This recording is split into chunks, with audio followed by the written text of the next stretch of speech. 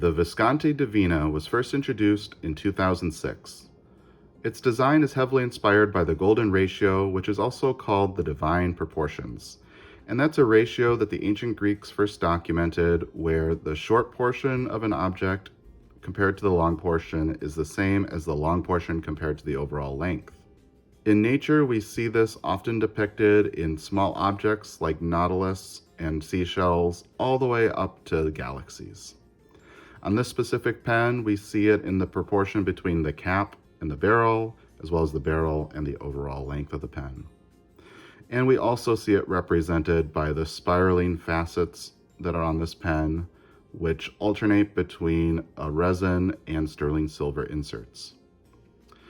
Visconti has this pen in two different sizes, a large and the midi, which is what we have here today, and it's also offered in a wide variety of colors. This one is called Royal Brown. At the bottom of the pen, we have a metal button that actuates a piston filler, and we'll get back to that in a moment.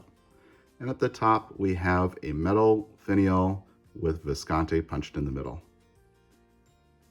The clip is the classic Visconti arch style clip, which is reminiscent of a bridge in Italy. It's a spring-loaded clip that's very easy to actuate by pinching in the middle. The cap uses Visconti's hook-safe lock mechanism, which you can actuate by pushing down and giving it a quarter turn. Doing so will reveal a very beautiful 23-karat palladium nib.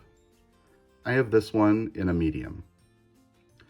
And on the back, we can see a black plastic feed with a Visconti V at the top. The section is fairly short and hourglass shaped, and at the back we have the threads to the hook-safe lock mechanism, which are smooth to the touch. We then have a little chrome piece with facets that transition to the barrel. And the barrel also features those beautiful spiraling facets with the gradual taper all the way down to the end finial. The end finial uses what Visconti calls a pull and turn piston filler. You pull up on this back button, which reveals a Visconti V surrounded by knurled backgrounds, and giving this piston knob a twist will actuate a piston rod that's inside the barrel. Unfortunately, there are no ink windows, so you can't see it operating.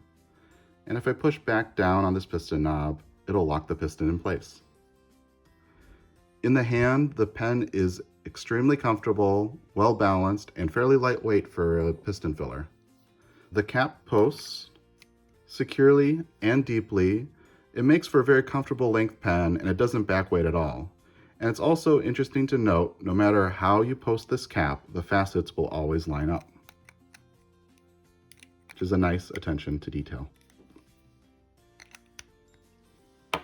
In terms of size comparisons, here's your Visconti Divina Midi, a typical Pilot G2 rollerball pen, and your standard Sharpie. Disassembling the Visconti Divina is pretty limiting. Most of this pen is held together with adhesive, and I don't want to break that adhesive to possibly make this pen unusable.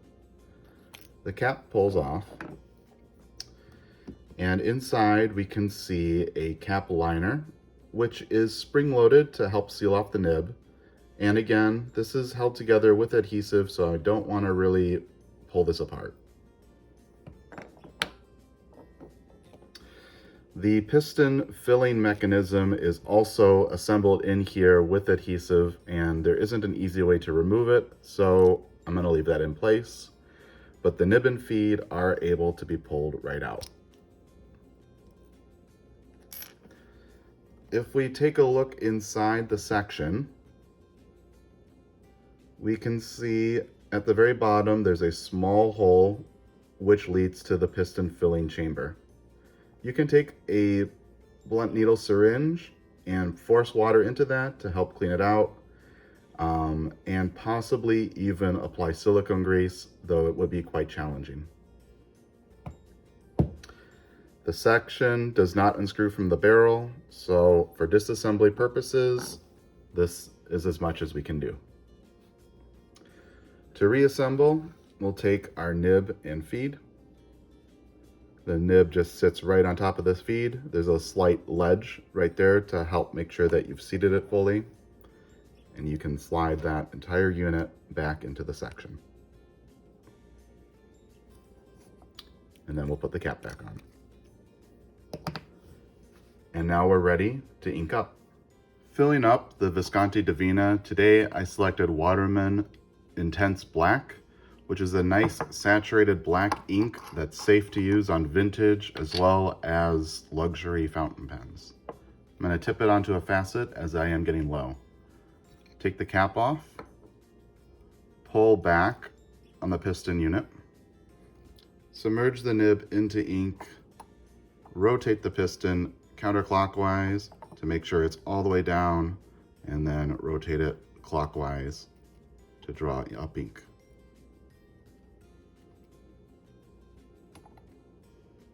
In order to make sure we get a full fill, I'm going to expel ink and extend the piston one more time, and then rotate it back to draw it back up.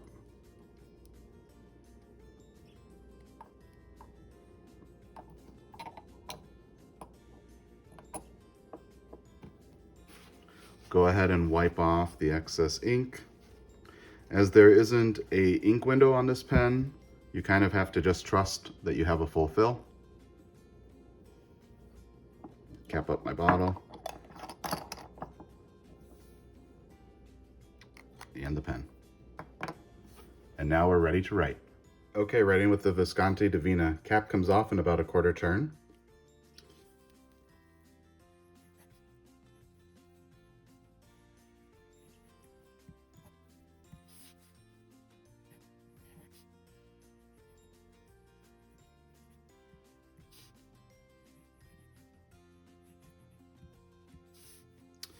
And here we're writing with a 23 karat Palladium nib, and it's a medium.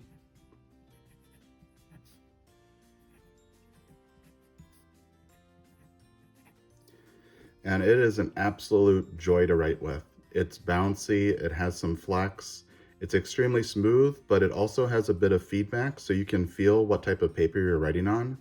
It is just about the perfect nib in terms of how it's tuned. Our ink is Waterman Intense Black.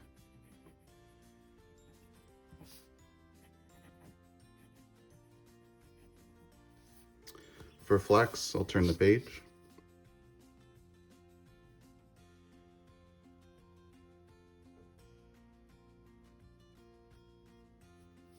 You can certainly push out some line variation with this pen, and I think you can see by the shine in the video that this ink is still extremely wet. It's a very wet writer. Let's do a little bit of reverse writing.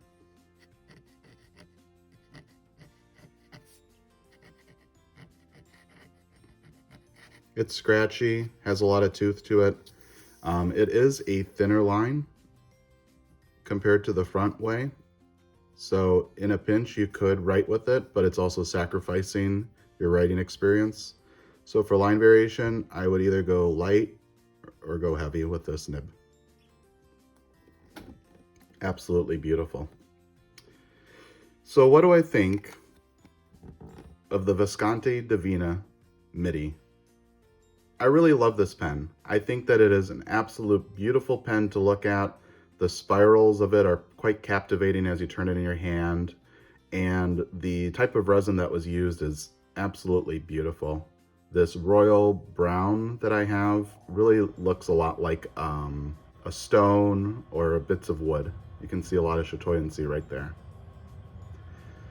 The proportions of the pen and the spiral, as I mentioned in the design overview, are based on the golden ratio, which if you are interested in mathematics and the study of the natural world, that might really tickle your fancy, or it might mean nothing really to you.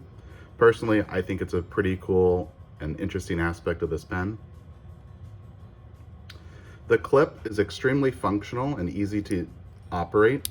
and it's very good for going over pen loops. However, I have found, because the bottom of the clip has a big surface area, that this pen tends to slip off of fabrics pretty easily. So that could be a bit of concern.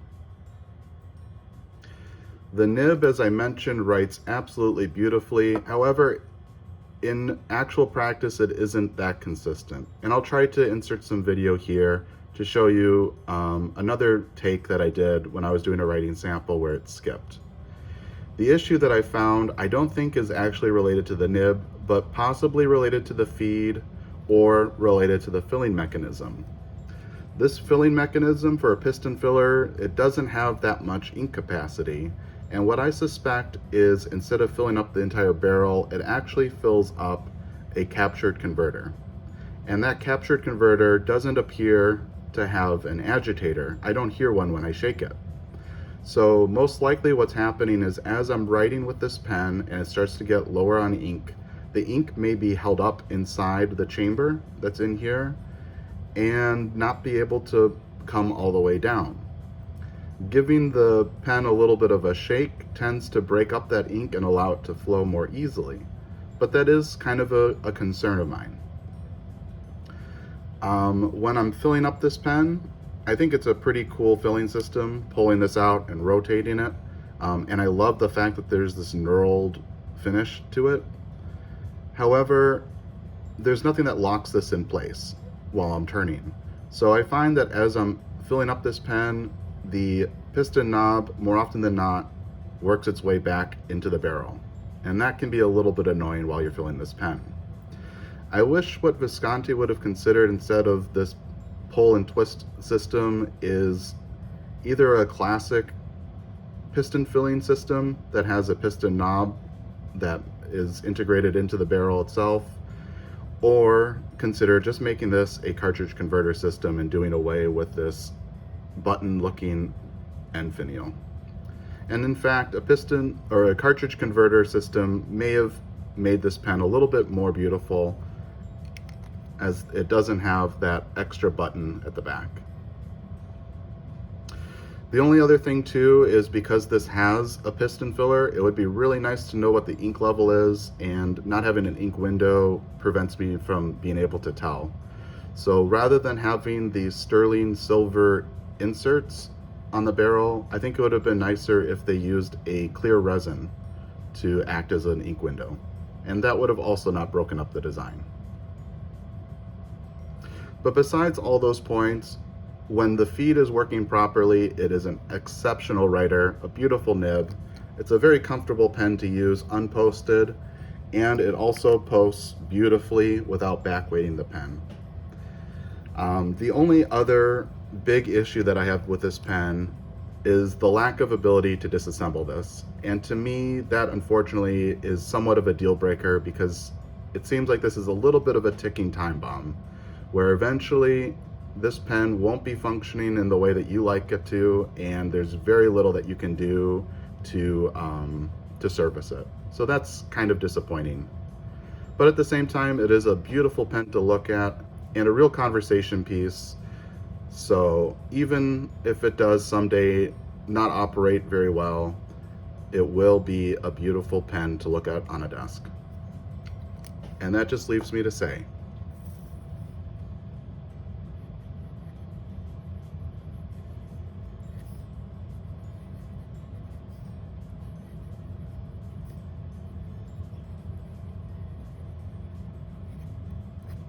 thank you for watching.